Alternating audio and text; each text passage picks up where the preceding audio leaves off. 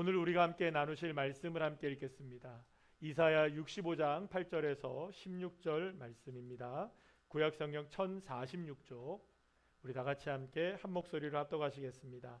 여호와께서 이와 같이 말씀하시되 포도송이에는 즙이 있으므로 사람들이 말하기를 그것을 상하지 말라 거기 복이 있느니라 하나니 나도 내 종들을 위하여 그와 같이 행하여 다 멸하지 아니하고 내가 야곱에게서 씨를 내며 유다에게서 나의 산들을 기업으로 얻을 자를 내리니 내가 택한 자가 이를 기업으로 얻을 것이요 나의 종들이 거기에 살 것이라.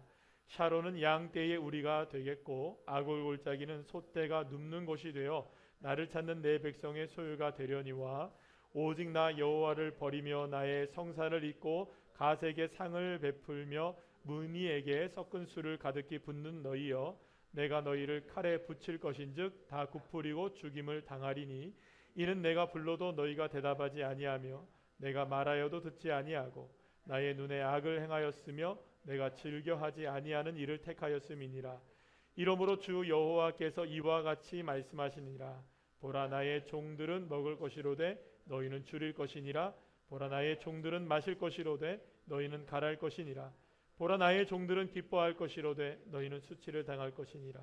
보라 나의 종들은 마음이 즐거움으로 노래할 것이로되 너희는 마음이 슬픔으로 울며 심령이 상함으로 통곡할 것이며 또 너희가 남겨놓은 너희 이름이 내가 택한 자의 저주거리가 될 것이니라. 주 여호와가 내가 너를 죽이고 내 종들은 다른 이름으로 부르리라. 이러므로 땅에서 자기를 위하여 복을 구하는 자는 진리의 하나님을 향하여 복을 구할 것이요 땅에서 맹세하는 자는 진리의 하나님으로 맹세하리니 이는 이전 환난이 잊어졌고 내 눈앞에 숨겨졌음이라. 아멘. 할렐루야. 오늘은 함께 읽은 이사야 65장 8절에서 16절까지의 말씀으로 오늘 이제 이사야서의 마지막 말씀을 함께 나누게 되는데요. 말씀의 제목을 함께 읽어보도록 하겠습니다. 시작. 보라 하나님의 사랑과 은혜를 이란 제목으로 함께 은혜를 나누겠습니다.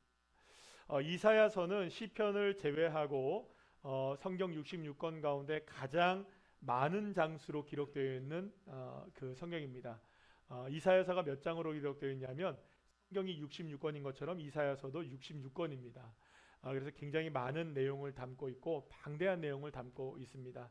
특히 이제 이사야서는 크게 두 부분으로 나눠지게 되는데요. 1장부터 39장까지 그리고 40장부터 66장까지의 말씀으로 크게 두 부류로 나눠지게 됩니다. 첫 번째 부류인 1장부터 39장까지의 내용은 어떤 내용이냐?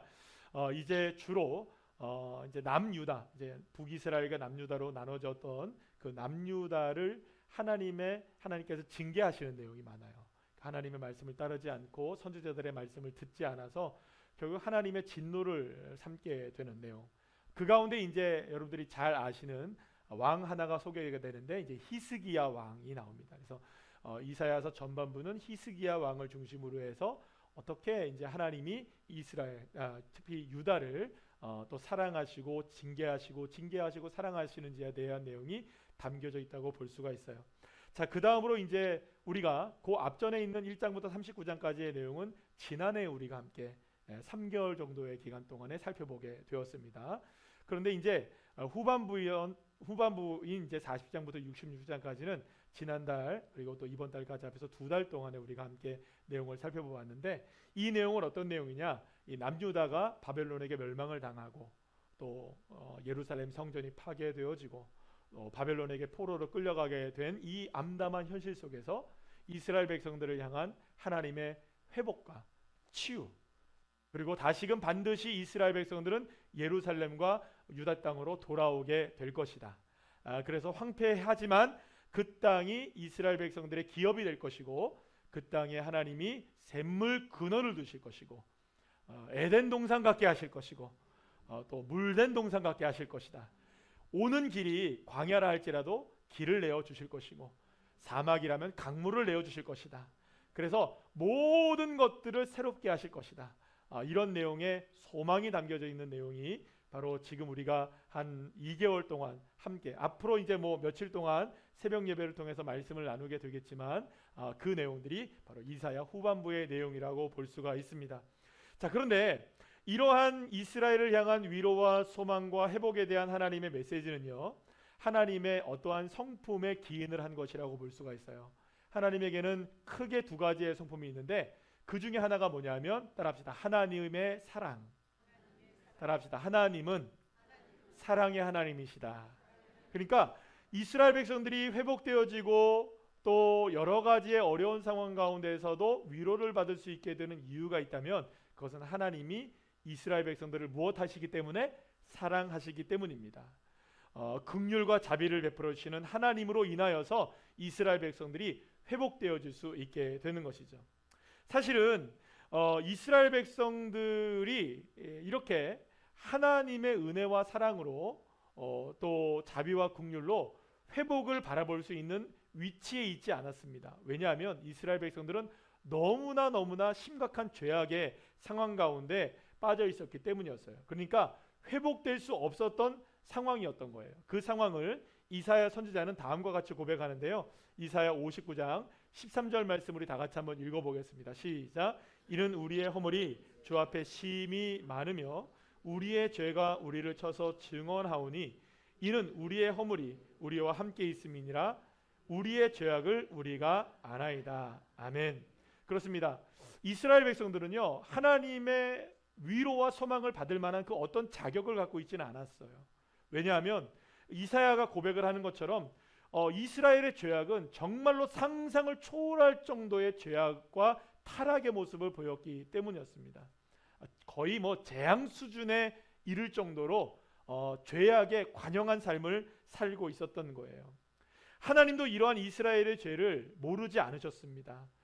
이사야 59장 1절 2절 말씀 우리 다 같이 한번 읽어볼까요? 시작. 여호와의 손이 짧아 구원하지 못하심도 아니요 귀가 둔하여 듣지 못하심도 아니라 오직 너희 죄악이 너희와 너희 하나님 사이를 갈라놓았고 너희 죄가 그의 얼굴을 가리어서 너희에게서 듣지 않으시게 함이니라. 아멘.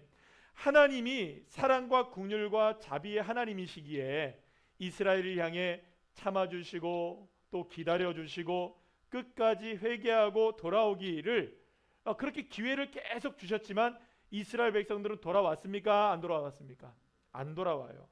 끝내 죄에서 돌이키지 않고 결국 사랑과 긍휼과 자비로 언제나 이끌어주셨던 하나님의 그 사랑에 기인한 놀라운 은혜를 받고 있었음에도 불구하고 하나님의 또 다른 성품, 그러니까 하나님의 사랑으로 인해 하나님이 참아주시고 돌아오기를 기다려주시고 그래도 은혜를 베풀어 주셨는데 끝내 돌아오지 않게 되자 또 다른 하나님의 성품이 작동하시게 되는 거예요. 그 하나님의 두 번째 성품이 뭐냐? 따라합시다. 하나님은 정의와 공의의 하나님이시다. 그리고 두 가지 성품이 나오죠. 첫 번째는 어떤 성품이요? 사랑의 하나님. 두 번째는 정의와 공의의 하나님이라는 것. 그래서 이 정의와 공의에 기초하셔서 하나님은 이스라엘 백성들을 사랑하시지만 그들의 죄를 그냥 넘기실 수 없으시기에 그들을 심판하시고 징계하시기에 이르게 되었던 것입니다. 그런데 하나님에게 이 두 가지 성품, 곧 사랑과 정의는 모두 동일하게 드러나는 성품인 거예요. 그러니까 하나님에게는요, 이 성품이 동시에 일어나는 거예요.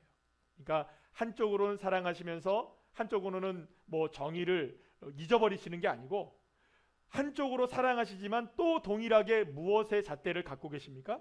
정의의 잣대를 잊지 않고 계시고 또 정의의 잣대를 갖고 계시는 하나님이시지만 또 사랑도 잊지 않으시는 하나님. 그러니까 사랑과 정의가 늘 언제나 정확하게 공존하시는 분이 누구시냐? 하나님의 성품인 것입니다. 그렇기 때문에 이스라엘 백성들은요, 어떠한 상황 속에 있더라도 사실은 이 치우침이 없는 하나님의 사랑과 정의 안에 늘 언제나 살아가게 되었던 것입니다. 그러면 여러분 생각해 보세요. 하나님의 이 두 가지 성품, 사랑과 정의가 모두 동일하게 하나님께 드러나게 된다고 했을 때에, 그렇다면 이스라엘에게는 어떻게 그것이 적용되어졌을까? 여러분, 이스라엘은 그 어떤 죄와 허물과 말로 다할 수 없는 찌들어버릴 때로 찌들어버려서 도저히 빠져나올 수 없는 죄악의 깊은 수렁에 빠져 있는 상황이었습니다. 그러면 여러분, 이러한 상황 가운데 이스라엘 백성들이 살아갔다는 것은 그 하나님의 정의 앞에 어떤 삶이 될 수밖에 없습니까? 정의의 잣대로만 본다면 망해야죠. 죄 지으면 어떻게 됩니까, 여러분? 징계를 받아야죠. 잘못했는데 그 잘못을 눈 감아주면 안 되잖아요. 그러니까 하나님께서 이스라엘 백성들이 지금 현재 상태를 보자면 자신들도 알고 하나님도 다 알아요. 우리가 하나님께 죄를 지었습니다. 심각한 죄예요. 산속에 올라가서 골짜기마다 산당을 만들어 놓고 거기에서 우상을 섬기는 것뿐만 아니라 거기서 수없이 많은 음행을 저지르게 되고 그것으로도 부족하여서 거기에다가 몰렉이라는 우상에게 자기의 자녀를 제물로 죽여 바치는 끔찍한 일을 누가 저지르느냐? 이스라엘 백성들이 저지르며 살았다고요. 여러분, 이거를 갖다가 하나님이 그냥 두고 보셔야겠습니까? 아니면 이거는 참을 수 없는 일입니까? 참을 수 없는 일이죠. 참을 수 없는 일이죠. 그런데 여러분들, 그렇게 죄의 깊은 수렁에 던져져 있었던 모습이라 할지라도 하나님의 성품이 작용하는 거예요. 한없는 은혜와 사랑. 그래서 여러분들, 이스라엘 백성들이 죄를 지었음에도 불구하고 긍휼과 자비로 용서해 주시는 놀라운 하나님의 은혜로 회복과 치유를 약속해 주시고 그렇게 이스라엘 백성들을 위로해 주시는 놀라운 축복을 이스라엘 백성들이 받게 되었던 것입니다. 그러나 그럼에도 불구하고 이스라엘은 하나님이 그동안 이스라엘 백성들이 저질렀던 죄악과 참상을 모른 채만 하시면 될까요, 안 될까요? 그러면 또 여러분들 한번 생각해 보세요. 그냥 모른 채 하고 사랑으로 그냥 덮어주자 하면 뭐가 안 나오는 겁니까? 공의가 나오지 않잖아요. 공의의 하나님이 적용되지 않는 거예요. 사랑의 하나님은 괜찮은데 공의의 하나님은 또 어떻게 합니까? 그러니까 여러분들, 하나님은 이스라엘 백성들의 이러한 상황 속에서 하나님이 이스라엘 백성들을 정의와 공의의 잣대로 징계하시고 심판하시기로 작정하십니다. 그래서 어떤 일이 벌어지게 되느냐? 이스라엘 백성들을 결국에는 가나안 땅에서 쫓겨나게 해요. 바벨론에게 멸망당하게 하고 예루살렘 성전을 파괴시키게 하고 그것도 모자라서 이스라엘 백성들을 다 어디로 끌고 가게 합니까? 다 바벨론으로, 포로로 잡혀가게 하는. 그러니까 여러분 생각해 보시면 이러한 징계를 당하는 모습은 어디에 해당하는 걸까요? 하나님의 성품 가운데 사랑보다 공의의 하나님에 해당하는 거예요. 그러니까 여러분, 이사야서 후반부, 특별히 우리가 이제 40장부터 66장까지의 내용을 쭉 이제 함께 보게 되면, 이제 아직까지는 우리가 65장까지의 내용만 보고 있지만 이사야 후반부를 보게 되면 이게 하나님의 은혜가 나오다가 갑자기 하나님의 정의가 나와요. 그럼 이스라엘이 막 징계를 받는 내용이 나와요. 또 거기에서 하나님이 위로하시고 사랑해 주셔요. 근데 또 하나님의 정의가 나와요. 그래서 이사야서 후반부를 보면 마치 사랑과 정의가 롤러코스터를 다들 오르락 내리락 하는 모습으로 계속 나와요. 이게 누구의 성품인 겁니까? 하나님의 성품인 거예요. 누구를 향한? 이스라엘 백성들을 향한. 한쪽으로는 하나님이 이스라엘 백성들을 어떻게 하셔요? 사랑하시고, 여기 사랑합니다. 한쪽으로는 어떻게 하세요? 징계하시는 하나님. 한쪽으로는 어떻게 하셔요? 한쪽으로는 그러면 이쪽만 너무 징계하니까 다시 한쪽으로는 어떻게 하셔요? 아유, 징계받다가 사랑받으니까 좋죠. 한쪽으로는 기분 나쁘죠. 그래요.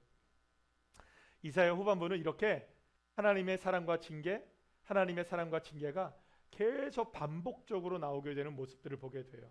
자, 그렇다면 이렇게 우리가 생각을 볼 수 있는 거예요. 정말로 하나님이 사랑의 하나님이시라면 어떤 하나님이셔야 될까? 그것은 정의와 공의로 이스라엘을 판단하실 때라도 긍휼과 자비를 잊지 않으시는 하나님이 되어주시는 거. 그러면 여러분, 정말로 하나님이 정의의 하나님이시라면 어떤 하나님이 되셔야 할까? 사랑과 긍휼과 자비로 이스라엘 백성들을 보듬으시더라도 잘못한 거는 잘못했다고 징계하실 수 있는 하나님. 그러면 여러분 생각해 보세요. 하나님의 이 사랑과 정의라는 두 가지 성품 그 어떤 것도 이스라엘 백성들은 선택할 수 있는 게 있을까요, 없을까요? 아무것도 없어요. 하나님 사랑의 하나님이시니까 나에게 사랑만 베풀어 주세요. 여러분, 그럴 자격이 이스라엘 백성들에게 있나요, 없나요? 그들 모습을 보면 알잖아요, 그죠? 자기들의 모습을 보면 알잖아요. 그렇다고 여러분, 하나님 우리에게 정의의 잣대로 한번 봐주시죠 하면 뼈나 추릴 수 있을까요, 여러분? 없죠. 사랑과 정의 이 두 가지의 성품은 이스라엘 백성들이 그 어떤 누구도 선택할 수 있는 게 아니에요. 그저 하나님이 사랑을 베풀어 주시면 사랑을 받는 것이고, 공의와 정의로 심판하시겠다고 말씀하시면 우리는 심판을 받을 수밖에 없는 거예요. 이게 하나님의 성품에 기인하여서 살아가는 이스라엘 백성들의 삶이었던 거예요. 그래서 여러분들 오늘 본문에 포함된 말씀들을 보시게 되면 이러한 하나님의 공의와 사랑과 공의, 정의가 동시에 드러나고 있는 것을 보게 돼요. 먼저 오늘 본문이 포함된 65장 앞절이죠. 오늘 8절부터 읽었는데 6절 7절 말씀을 우리 함께 보게 되면 이런 말씀이 나와 있어요. 쉬운 성경의 말씀을 한번 읽어볼까요? 시작. 보아라, 그들에 대한 심판이 내 앞에 적혀 있으니 내가 잠잠히 있지 않고 반드시 갚아주겠다. 너희가 한 그대로 너희를 심판하겠다. 너희 죄와 너희 조상의 죄를 함께 심판하겠다. 그들이 산 위에서 우상에게 향을 피웠으며 언덕 위에서 나를 욕되게 했다. 그러므로 그들이 한 일에 따라 내가 그들을 심판하겠다. 자, 여기에서 하나님은 어떤 하나님? 어떤 하나님? 정의와 공의의 하나님을 볼 수가 있어요. 그러면 다음 구절 한번 8절 9절 말씀 우리 다 같이 한번 읽어볼까요? 시작. 여호와께서 이렇게 말씀하셨다. 포도주의 즙이 남아있으면 사람들이 포도를 없애지 않는다. 왜냐하면 그 안에 좋은 것이 남아 있음을 알기 때문이다. 나도 내 종들에게 그렇게 하겠다. 그들을 완전히 멸망시키지는 않겠다. 내가 야곱의 자녀 가운데 얼마를 씨앗으로 남겨두겠다. 유다 백성 가운데 얼마는 내 산을 물려받을 것이다. 내가 뽑은 사람이 그 산을 차지할 것이며 내 종들이 거기에서 살 것이다. 아멘. 여기에는 여러분 하나님의 어떤 성품이 드러나 있습니까? 그렇죠. 사랑과 긍휼과 자비의 성품이 드러나 있어요.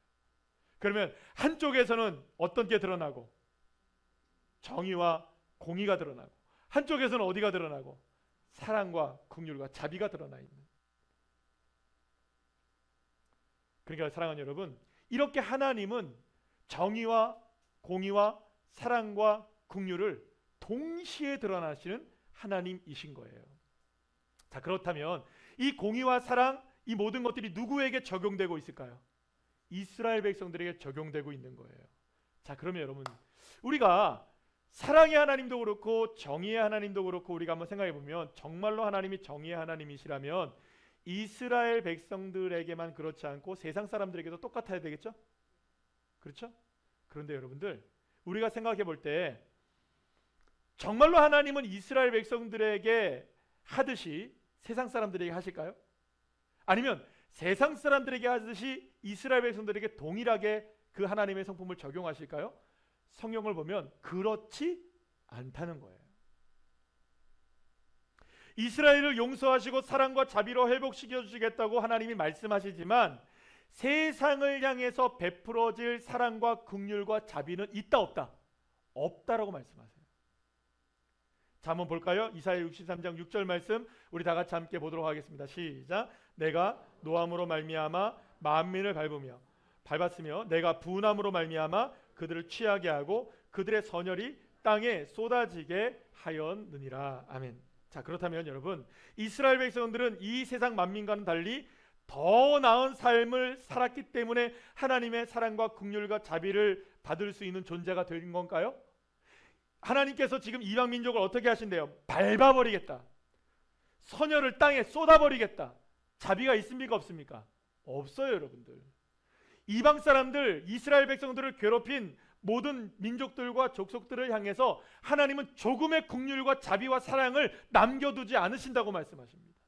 자, 그러면 여러분들, 왜 공의의 하나님, 정의의 하나님이시라면 사랑도 동일하게 주셔야 되고 또 심판도 동일하게 하셔야 되는데 똑같은 죄를 저지른 이스라엘 백성들, 그리고 또 이방 민족들에게 왜 이방 민족들에게만 이렇게 짓밟아버리고 선혈을 쏟아버리겠다고 이런 얘기를 하시고 이스라엘 백성들은 내가 회복시켜 줄 것이다, 나음을 주실 것이다, 물된 농사 같게 할 것이다, 왜 이런 말씀을 해주시는가?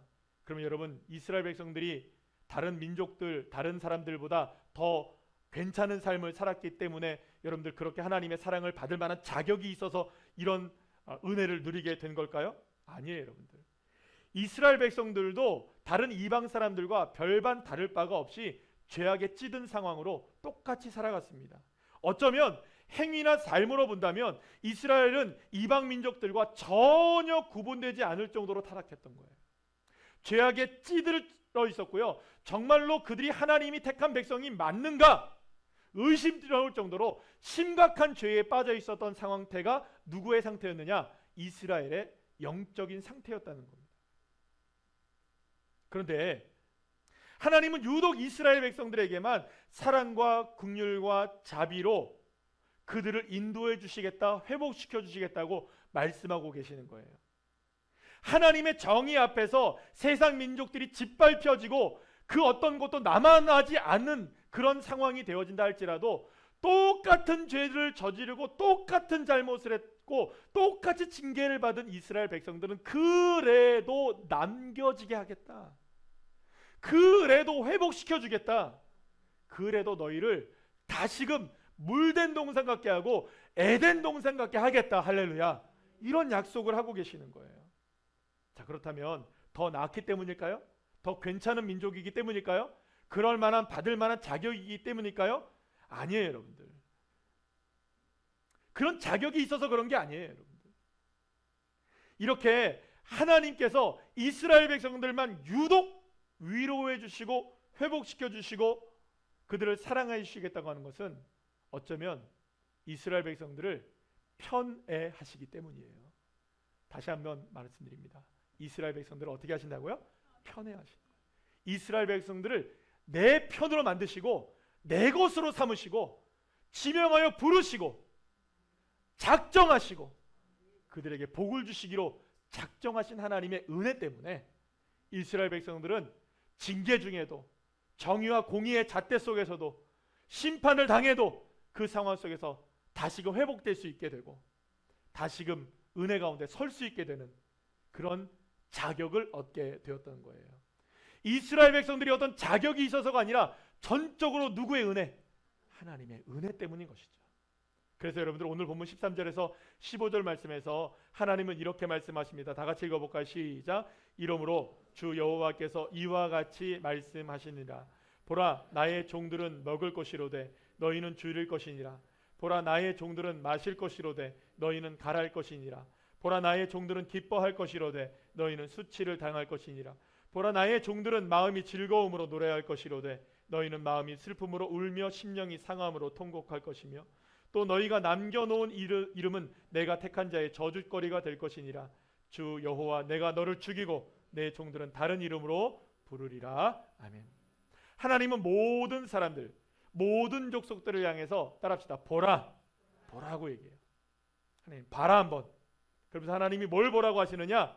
단호하게 선언하시면서 뭐라고 얘기하시느냐? 하나님이 두 부류로 나눠요, 인생들을. 어떤 인생으로 나누냐? 나의 종들과 너희로 나눠요. 따라합시다. 나의 종들. 나의 종들은 누굴까요? 이스라엘 백성들을 얘기해요. 그럼 너희는 누굴까요? 이방 사람들을 얘기해요. 이스라엘 백성들을 괴롭혔던 이방 족속들을 얘기해요. 그런데 하나님께서는 나의 종들 곧 이스라엘 백성들을 마실 것이지만 너희 곧 이 세상 사람들은 목마를 것이다. 나의 종들은 기뻐하게 될 것이고 즐거워하게 될 것이지만 너희들은 슬퍼하며 수치를 당하게 될 것이다 라고 말씀하고 계시는 거예요. 자, 그렇다면 하나님께서 나의 종이라고 말씀하시며 이스라엘을 목마르지 않게 하시고 기뻐하게 하시고 즐거워하게 할 것이라고 말씀하시는 이유는 어디 있습니까? 이스라엘 백성들이 이방인들보다 이 세상의 다른 민족들보다 더 낫기 때문일까요? 더 괜찮기 때문일까요? 아닙니다. 전혀 아니에요. 사실 이방인이나 이스라엘 백성들이나 죄와 타락의 길을 걷기는 구분조차 할 수 없을 정도로 똑같았어요. 아니, 똑같다 못해 더한 심한 상태로 누가 나갔던 겁니까? 이스라엘 백성들이 더 심각한 죄를 저지르고 있었던 거예요. 여러분, 도둑질을 배워놓으니 그보다 더한 거예요, 여러분들. 더 심각해지는 거예요.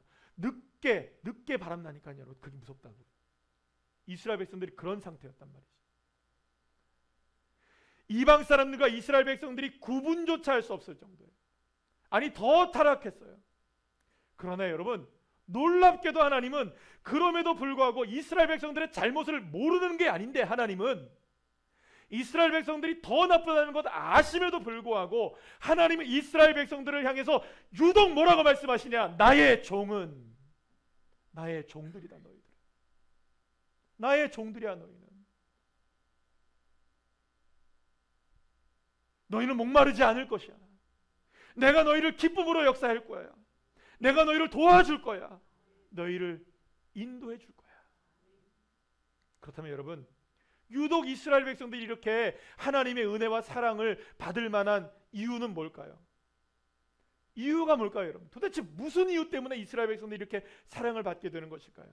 그 이유는 하나님께서 이스라엘 백성들을 그렇게 사랑하시기로 작정하셨기 때문입니다. 하나님이 이스라엘을 사랑하시기로 결정하신 거예요. 그래서 이것이 바로 우리가 보통 이야기하는, 따라합시다, 하나님의 은혜. 하나님의 은혜라고 얘기하는 거예요. 이스라엘이 위로를 받고 회복되고 치유가 될 수 있고 복을 받을 수 있는 이유는 오직 하나님의 은혜가 아니면 설명되지가 않는 거예요. 하나님의 은혜로만 가능한 거예요. 이스라엘에게서 요만큼 나은 점이 있어서, 괜찮은 점이 있어서, 여러분, 사랑받을 만한 자격과 조건이 있어서 되는 게 아니에요, 여러분들. 오직 하나님께서 사랑하시기로 작정하시고 그들을 은혜 가운데 인도해 주시겠다고 말씀하고 계시는 거예요. 이유와 조건과 그 모든 것들은 다 누구에게 있는 겁니까? 하나님의 은혜에 기인한 것이에요. 그러고 보면 여러분, 성경에 나오는 수많은 사람들을 한번 생각해 보면 하나님의 은혜가 아니면 결코 누릴 수 없는 복들을 누렸던 사람인 것을 보게 됩니다. 여러분, 아브라함을 생각해 보세요.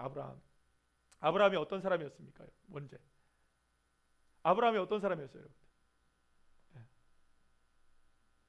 아브라함이죠, 그죠? 아브라함이 어떤 사람이었어요? 믿음의 조상이에요. 아니, 옛날에 어떤 사람이에요? 옛날에 우상을 만들던 사람이었어요, 여러분. 아브라함은 우상을 만들던 사람이라고요. 여러분, 하나님께서 십계명을 만들기 이전이지만 십계명을 어긴 본보기가 누구였던 겁니까? 아브라함이었어요. 그런데 아브라함이 여러분들 구원받을 만한 자격이 있습니까? 아브라함을 하나님이 선택하셔서 믿음의 조상으로 잡을 만한 그런 근거가 아브라함에게 있습니까? 아브라함이 괜찮은 사람이었습니까?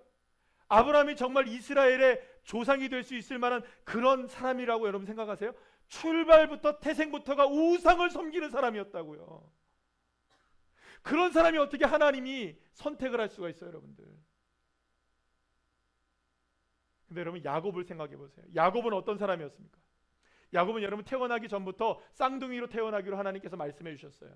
그런데 둘째로 태어나는데 하나님이 뭐라고 말씀하시느냐? 야곱이 장자다. 이삭의 아버지한테 얘기해요. 근데요, 이삭이 아무리 눈을 씻고 봐도 자신의 아들들 2명을 딱 쌍둥이 아들을 대놓고 봐도 여러분들, 이게 아무리 봐도 이삭이 괜찮지 야곱이 여러분들 괜찮은 게 아무것도 없는 거예요. 에서 죄송합니다. 헷갈렸네. 에서와 야곱. 에서가 낫지 여러분들 야곱이 낳은 게 아무것도 없는 거예요. 여러분들 에서 보세요. 남자답죠? 사냥도 잘해오죠? 털복숭이, 근육질, 요리 잘하는 남자. 아버지가 뭐 얘기하면 예 알겠습니다 바로 나가서 순종하는 남자. 게다가 여러분들 여자들에게도 인기도 많아요. 누가 봐도 장자는 누구예요, 여러분들? 에서예요. 이삭이 헷갈리는 거예요, 여러분들. 분명히 하나님이 야곱이 장자라고 말씀하셨는데 내가 아무리 보고 봐도 야곱은 장자가 될 수 있는 사람이 아니야. 맨날 속이고 거짓말이나 하고, 햇빛에 나가는 거 싫어해갖고 타는 거 싫어해갖고 선크림이나 바르고 있고, 집에서 엄마 뒷공문에 따라다니고 있고. 누가 봐도 여러분들 야곱은 장자가 될 수 있는 사람이 아니었어요.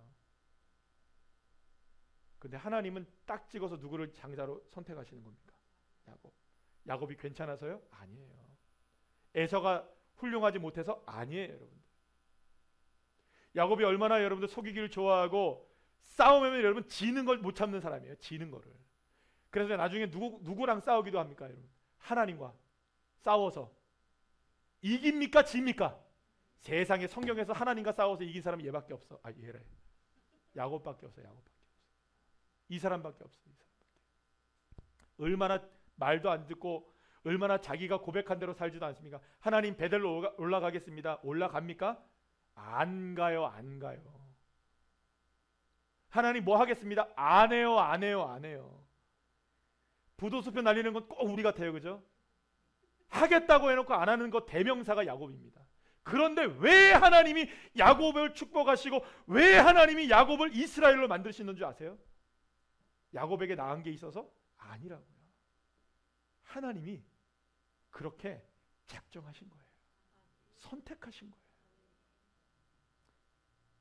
여러분 생각해 보세요. 모세는 여러분들 어땠습니까? 살인자예요, 여러분. 살인자가 민족의 지도자가 돼요.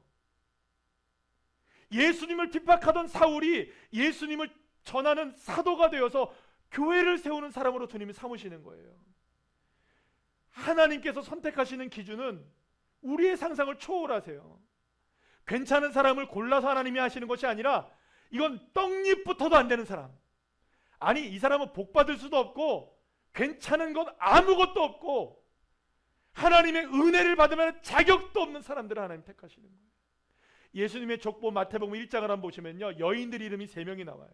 여기에 어떤 여인이 나오느냐? 다말이라는 여인이 나와요. 다말이 누군지 아세요, 여러분들? 유다의 며느리인데 세상에 며느리라고 얘기해야 될지 아내라고 얘기해야 될지 헷갈려요. 유다가요 자신의 며느리 다말을 겁탈을 해요. 그리고 거기에서 또 아들을 낳네. 근데 그게 어떻게 되느냐? 예수님의 족보가 되어지는 거예요. 그 중에 여인이 한 명이 또 나와요. 라합이라는 여인이 나와요. 여리고의 기생이었어요. 우상을 섬기던 여인이었다고요. 그런데 그가 예수님의 족보 안에 들어가요. 한 명이 더 나와요. 이름도 안 나오고 이렇게 나와요. 다윗의 아내였는데 우리아의 아내였다. 밧세바. 다윗이 겁탈해버린 거예요. 성폭행을 한 거예요, 여러분. 이 3명의 여인이 예수님의 족보에 나와요.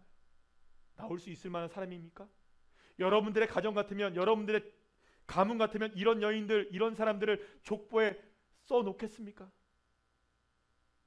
예수님이 그런데 이 사람들을 족보에 써놓은 거예요. 유다, 여러분들 야곱의 넷째 아들이에요. 근데 유다가 여러분들 이스라엘을 대표하는 족속이 돼요. 루벤이 첫째인데 장자 루벤은 우리에게 기억이 없어요. 유다만 남아있어요. 왜 유다만 남았겠어요, 여러분들? 유다가 괜찮아서? 아니요, 말씀드렸잖아요. 자기의 며느리를 겁탈하고 거기에서 아들까지 낳아서. 여러분 이게 콩가루 집안도, 이거 제가 생각했어요. 콩가루 집안이라고 했을 때 이 콩의 이름에게도 먹칠을 하는 거잖아요. 왜 가만히 있는 콩을 여러분들 유다에게 갖다 대겠어요? 이렇게 타락한 인생, 이렇게 여러분들 가능성이 없는 인생들이 성경에는 수두룩 빽빽한 거예요. 여러분 생각해 보세요. 왜 하나님이 야곱을 선택하셨겠어요? 왜 하나님이 아브라함을 선택하셨겠어요? 왜 모세를 선택하시고, 왜 사울을 선택하시고, 왜 바울을 선택하시고, 왜 모세를 선택하셨겠어요? 왜 유다를 선택하시고 다말을 선택하시고 라합을 선택하시고 밧세바를 선택하셨겠어요? 그들에게 좋은 점이 있었기 때문에, 괜찮기 때문이었을까요? 아니에요, 여러분들. 아니에요. 이들이 선택받을 수 있는 이유는 그들에게서 하나도 찾을 수가 없어요. 하나도. 그들이 선택될 수 있었던 이유를 한 가지만 대자면 하나님의 은혜 때문이에요. 하나님의 은혜가 그들을 선택하셨고, 하나님의 은혜가 그들을 사랑하시기로 결정하셨고, 하나님의 은혜가 그들에게 향하고 있었고, 하나님의 은혜가 그들에게 쏟아지고 있었던 거예요. 자격이 있어서 아니에요, 여러분들.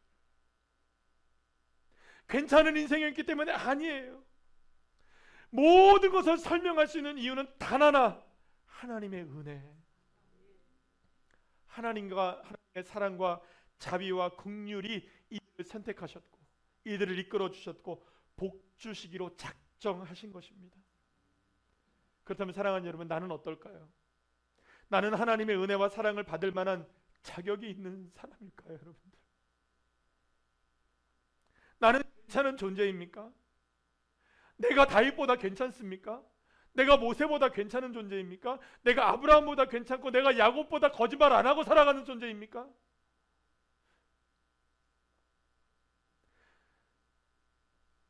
내 모습이 이스라엘보다 나은 게 뭐가 있을까요? 내게 어떤 가능성이 있고 내가 어떻게 좋은 점들이 있어서 주님이 나를 선택하신 것일까요?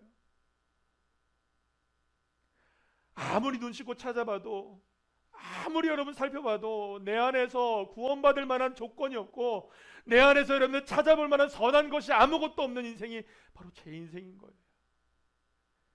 그런데 그럼에도 불구하고 나를 사랑하시는 하나님, 나를 선택하신 하나님, 나에게 은혜를 베풀어 주시기로 작정하신 하나님이 나의 하나님이신 거예요.